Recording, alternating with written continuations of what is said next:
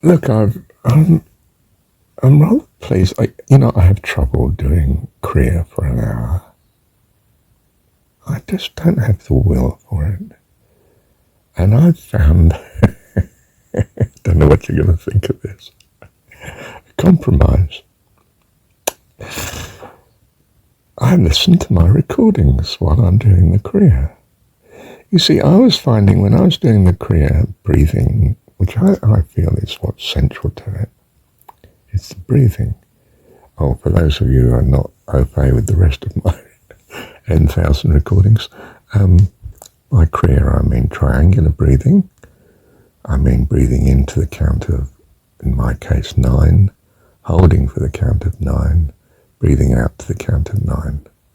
1, 2, 3, 4, 5, 6, 7, 8, 9. Hold 2, 3, 4, 5, 6, 7, 8, 9. Breathe out 2, 3, and so on. And followed straight into the next breath and so on. So, I'm taking roughly 2 breaths a minute, and I do it for as long as I have a tolerance of doing it, quite honestly. I don't mean I force the lungs and I drop it to a shorter count, like a count of 7 if 9 is not comfortable today. And you may well find that a count of breathing into the count of 4, holding 4 and breathing out to the count of 4 is ideal for you to begin with, but you'll quickly increase comfortably to 5, 6, 7, Okay, so that's what I mean by Kriya. Now, I've taught, and Kriya is understood to be something of the mind as well. You imagine the breath filling the bottom of the lungs, middle or top.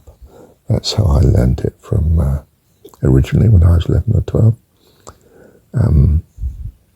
We didn't call it Kriya then, we just called it yoga breathing. Indra Devi I was following, yoga for you, and yeah, okay.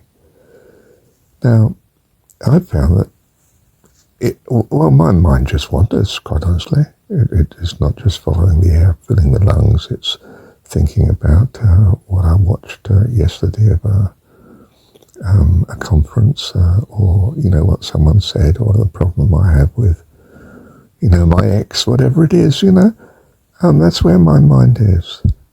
And I thought, well, it would be better if it was just listening to my recordings because, well, at least that was when I was at my best.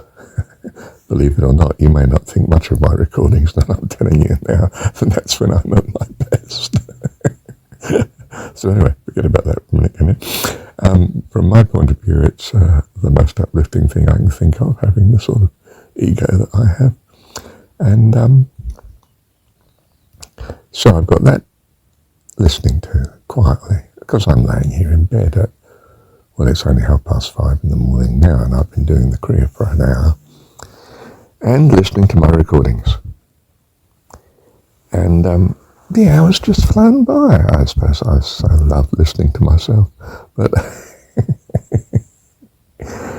but I'm rather pleased with it. I find, now you could say, yeah, but it's not true Kriya, you're not mindful of all the things we're supposed to be mindful of, and I don't know, chanting Om or Amen in your mind, or yeah, well, that's true, but I wasn't anyway, and this is a massive step in the right direction. Now, do I find the same benefit when I do the Kriya that way? Well, more so. I've been doing it for an hour, and my mind's been on essentially godly stuff, because that's what I try my recordings to be, something that's going to be a blessing to people. I mean, I'm very strongly motivated in that way, obviously, to be so obsessional, to do thousands of recordings. I mean, really, must be off his trolley. He's a fanatic, isn't he? Well, I just wanted to share that with you, because you might want to do something. Well, you may not have done lots of recordings, but you might start to think of doing that. you might well consider, well, perhaps I should be doing recordings of what I think is best, how I can help people best. That would be lovely. I would that we were all doing it. Okay, there would be an absolute forest jungle of advice out there, but, well, man can pick and choose, can't he? Doesn't have to eat poisonous fruit. He can choose what he is pretty sure is safe and best, and flourish accordingly. So that would be lovely. But if not, you're, of course, totally welcome to listen to my recordings. That would be just, wow. I do hope a blessing to you. But yes, do you see it's the same when I do my exercises, whether they're the Paramahansa type energization exercises or whether they're traditional yoga that Mum and I used to do. I find ways for them to be acceptable to the body, comfortable, which can be a greater blessing than doing something that's not, trying to drive yourself to do a practice that is just frustrating you and driving you balmy. You want to be free of it, and you end up doing none at all.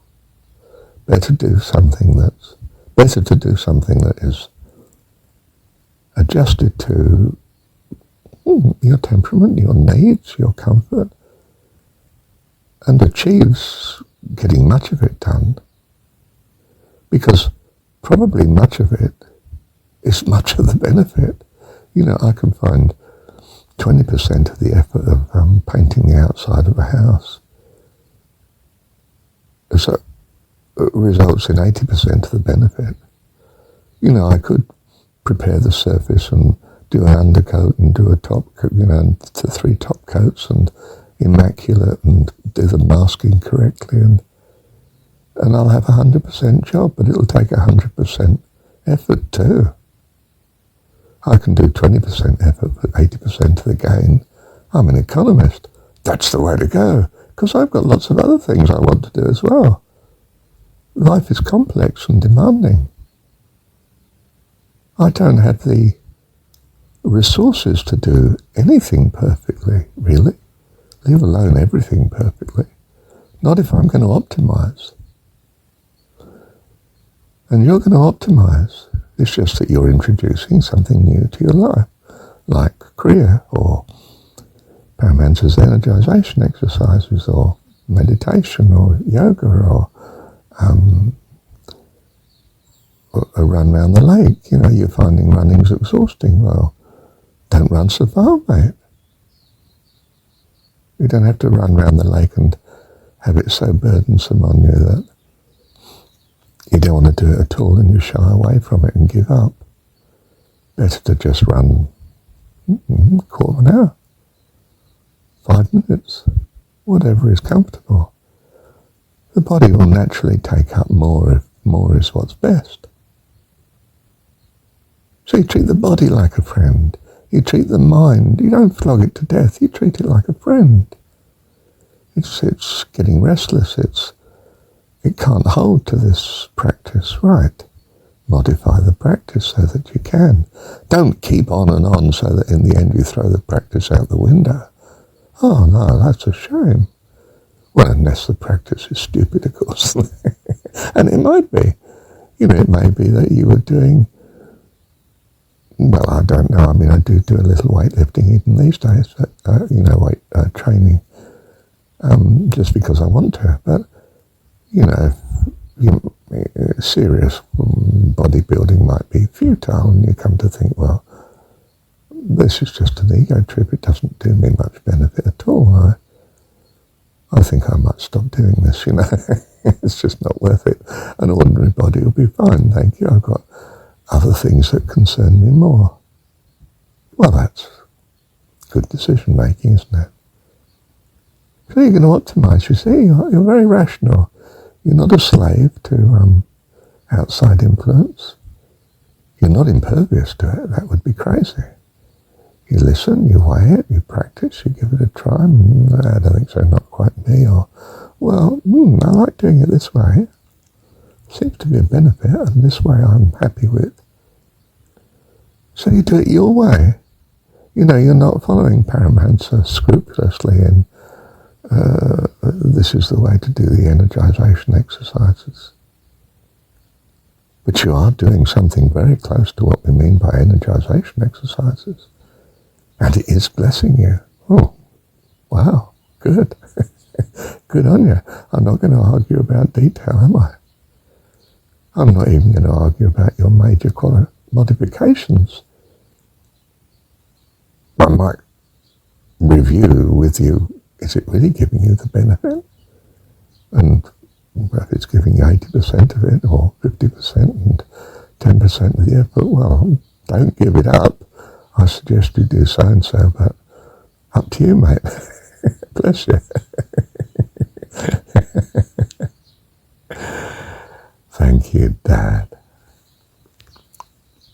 Oh, but I just returned to the start very specifically, as regards doing the Kriya breathing.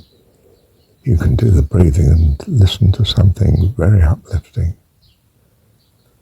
Perhaps you could do the Kriya breathing to beautiful music or worship music. I don't know. But that's what I do. I do it listening to my recordings. And of course I recommend it to you because I put my recordings together with the hope of blessing your life. By the grace of God. Thank you, Dad.